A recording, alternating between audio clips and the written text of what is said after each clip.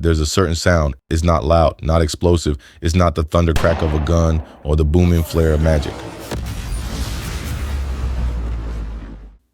It's a whisper, metal unsheathing from its scabbard, cutting through silence with intent. That shook sound.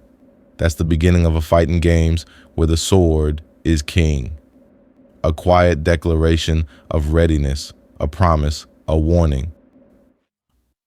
From the first time you picked up a master sword in Zelda to the last swing of your claymore in Dark Souls, there's always been something deeply personal about using sword in games.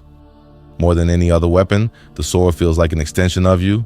Guns have distance, magic has flair, bombs have spectacle.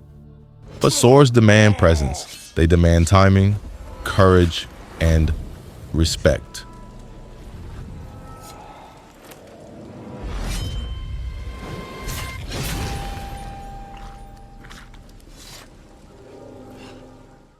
And that's what we're here to talk about. Why in a world of endless tools for destruction, the sword remains gaming's most enduring weapon.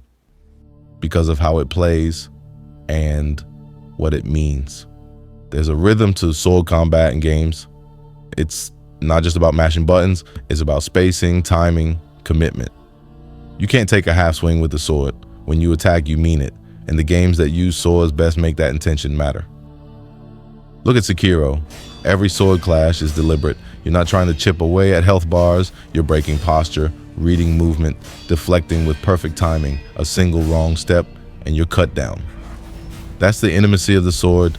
It's not about overwhelming firepower. It's about facing your opponent, reading them, understanding them. That's a level of mechanical respect that guns rarely ask for. Compare that with a shooter like Call of Duty or Destiny 2. Those games are about movement, positioning, reflexes, loadouts. And yes, there's skill, but there's also distance. You can win fights without ever seeing your opponent's face. You don't hear their breath, don't feel their pace.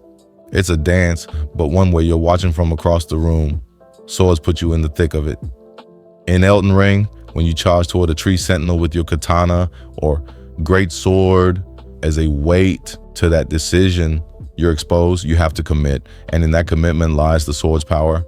A sword isn't just a tool, it's a symbol. In gaming, it often represents legacy. Think of The Witcher 3.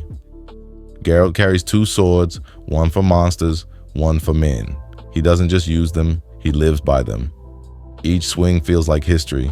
Silver glinting under moonlight, steel flashing in rain. The swords are more than weapons, they're identity, culture, memory. Contrast that with magic in most RPGs. Magic is flexible, flashy, adaptable. You can heal, burn, freeze, fly.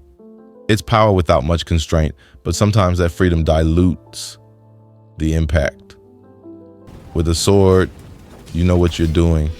You're cutting, you're slashing, you're putting yourself on the line. Even in Final Fantasy VII, Cloud's Buster Sword is so much more than just a blade. It's oversized and impractical, sure, but it's a burden, a visual metaphor for the weight of responsibility, memory, and loss. You swing it not because it's efficient, but because you have to. It's your duty. Other tools rarely carry that emotional load. A gun can be important in a story, but it's rarely personal. You pick up a better one and move on, but a sword? Most of you keep your swords, you name it, you sharpen it, you build your playstyle around it. It becomes part of you. Combat with a sword in games feels different. There's a tactile quality to it. When you land a perfect parry in Ghost of Tsushima, time slows.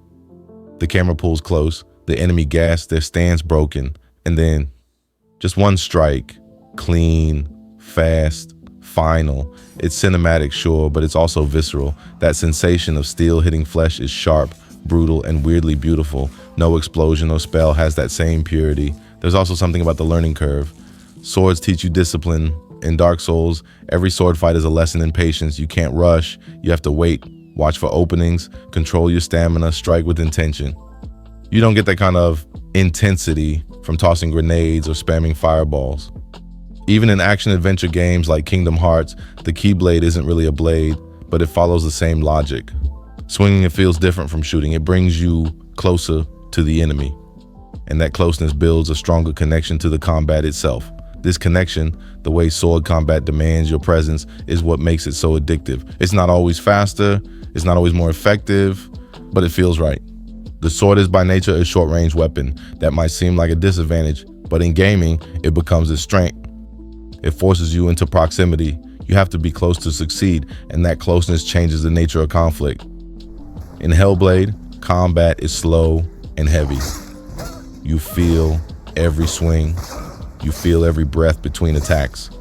The camera stays close, grounded. You don't shoot from safety. You engage in survival. Sword combat in games creates a kind of intimacy no other tool matches. Even when compared to archery, another precise weapon, swords come out differently. Arrows are about control from afar, timing, trajectory, calm. But swords are about chaos, presence, momentum. In Horizon, your spear becomes your last resort. The moment when machines get too close and things get real. That's when tension spikes. Because now you're in sword range, and sword range means there are no more distractions. Just you, your enemy, and whether your blade finds its mark. What makes swords truly timeless in gaming is their adaptability. In Monster Hunter, the sword becomes a puzzle piece.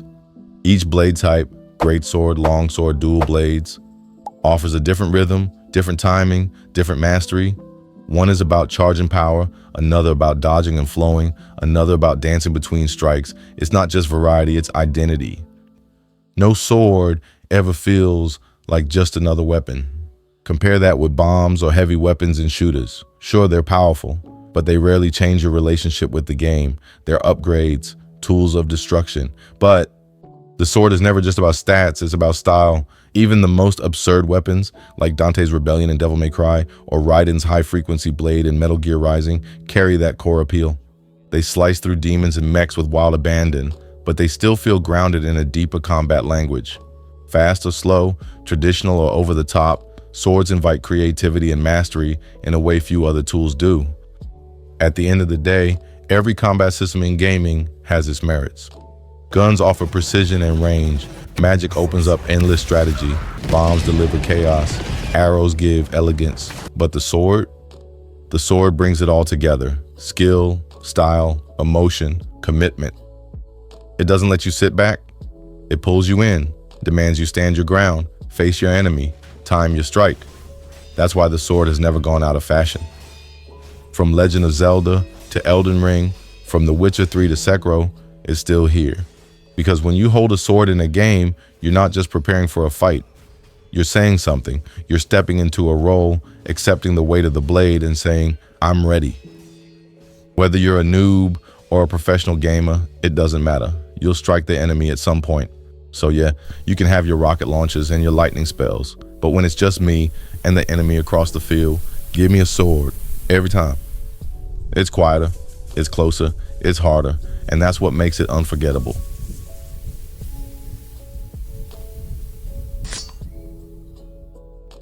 Thanks for watching. Please don't forget to like and subscribe, and also check out my previous video. But if you want to see more video like this, check out the recommended one. See you there.